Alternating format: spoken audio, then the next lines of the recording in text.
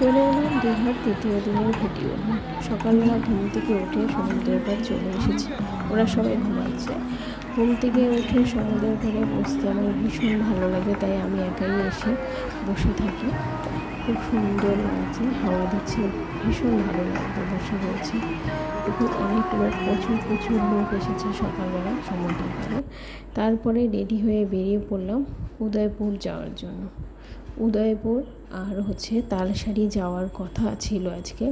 যেহেতু আমরা আজকে বেরিয়ে পড়বো এখান থেকে, বাড়ি চলে আসব, সেজন্য যে আমাদের টোটো ড্রাইভার উনি বললেন যে একটা জায়গাতেই যাওয়া যাবে, না হলে দুটো জায়গায় ঘুরতে গেলে আমরা বাস পাবো না, আমাদের যে বাসের টাইম সেটা পাবো না আমরা। তা চলে এসেছি উদয়পুর। এই দেখুন মাছের জাল একটা উঠেছে, অনেক মাছ, ছোটো ছোটো মাছ প্রচুর। একটু ঘুরে চারপাশটা দেখছিলাম, ভালো লাগছে পরিবেশটা, খুব সুন্দর জায়গা।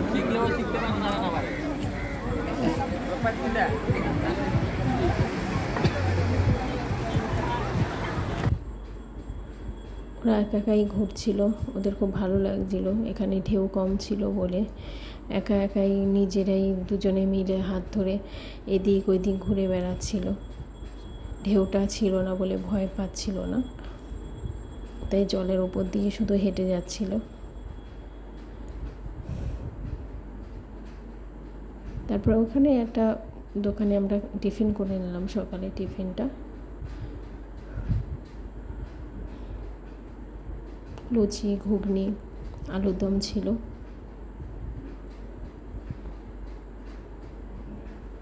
তারপরে কিছু ছবি তুলে নিলাম সবাই মিলে।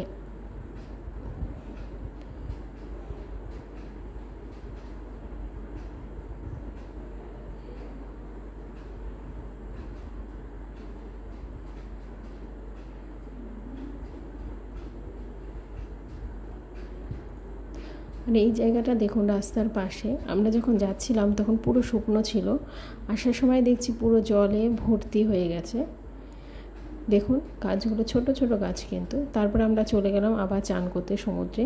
গিয়ে দেখি অবাক, আমরা গিয়ে দেখি পুরো কিনারে চলে এসেছে জল, আর প্রচণ্ড ঢেউ জোরে জোরে আছাড় খাচ্ছিল পাথরের ওপরে ঢেউগুলো।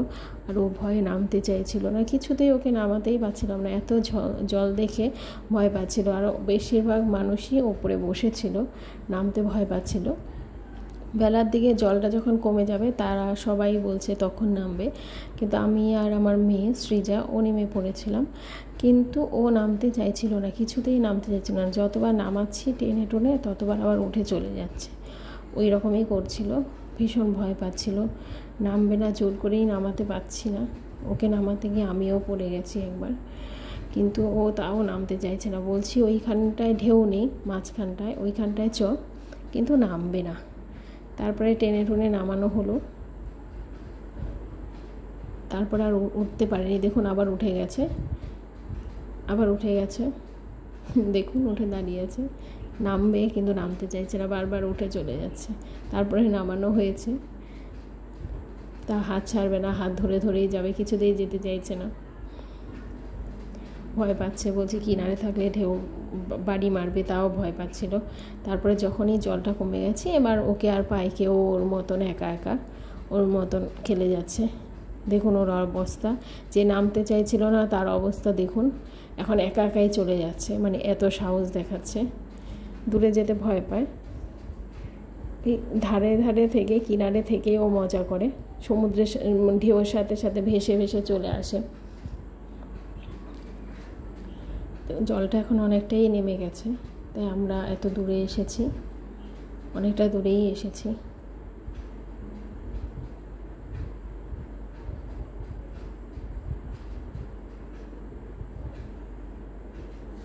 বড় বড় ঢেউ দিচ্ছিল। এবার চলে যাচ্ছে ওপরে উঠে, বলেছি বোটে চড়বো চ, সেই জন্য চড়বে না বলে চলে যাচ্ছিল।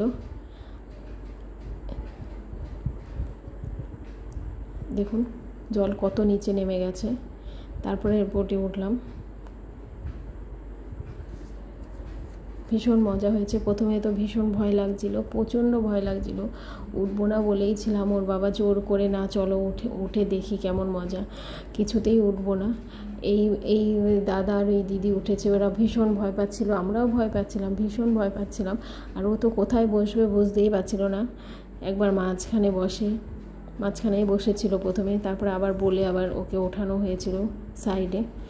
আবার ধরার মতন দড়ি আছে, যে দড়ি ধরে বসতে হবে। ও মিডিলেই বসে আছে, ভয় পাচ্ছে যে ধারে বসলে যদি পড়ে যায়।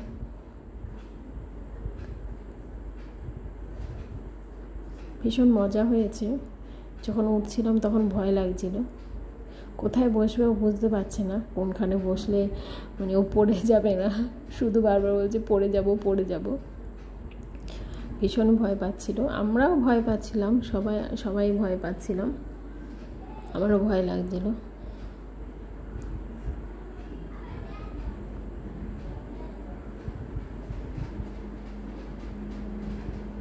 দেখুন সবার অবস্থা দেখুন।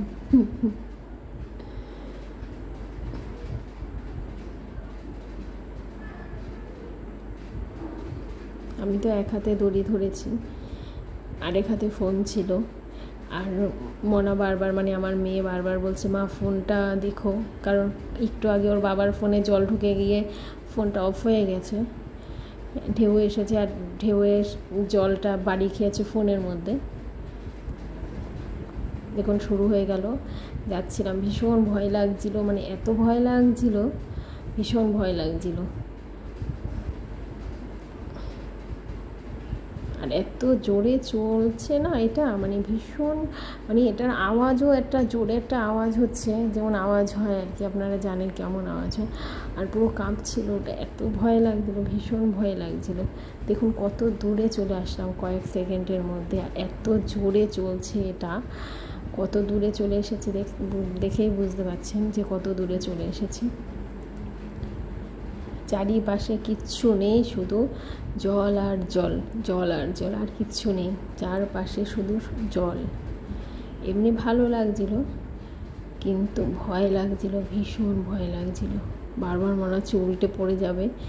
ওনারা বলছে পড়ে গেলে ডুববে না, লাইফ জ্যাকেট রয়েছে, কিন্তু তবুও তো একটা ভয় লাগে না। আর ও তো ভীষণ ভয় পাচ্ছিল, মানে জোর করে হাসি যাকে বলে। দেখুন কত দূরে এসেছি,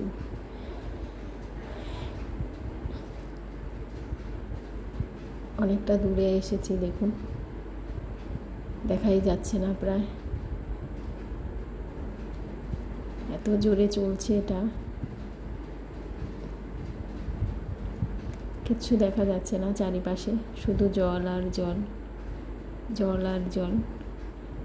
যখন এটা থেমেছে তখন ভয় লাগছিল, কিন্তু এত ভালো লাগছিল, চারিপাশে জল, শুধু মাঝখানে আমরা, মানে কোথাও মানে কাউকে দেখা যাচ্ছে না, চারিপাশটা এত সুন্দর লাগছিল, ভীষণ ভালো লাগছিল। দেখুন আপনারা, চারিদিকে শুধু জল আর জল, চারিদিকে জল। ওইখানে তারপরে কিছু আমরা ছবি তুলে নিলাম সবাই মিলে, ওই দাদাই তুলে দিয়েছে, যে দাদা বোটটা ছিল সে দাদাই তুলে দিয়েছে।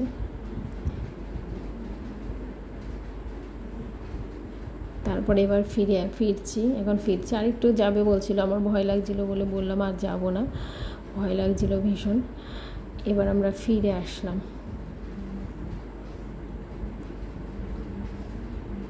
এখন আমরা ফিরছি,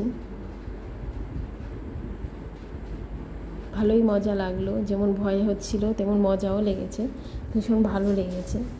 ভয়টা লাগছিল ঠিকই যাওয়ার সময়, কিন্তু খানিকক্ষণ পরে আর অত ভয় লাগছিল না, ভীষণ মজা লাগছিল।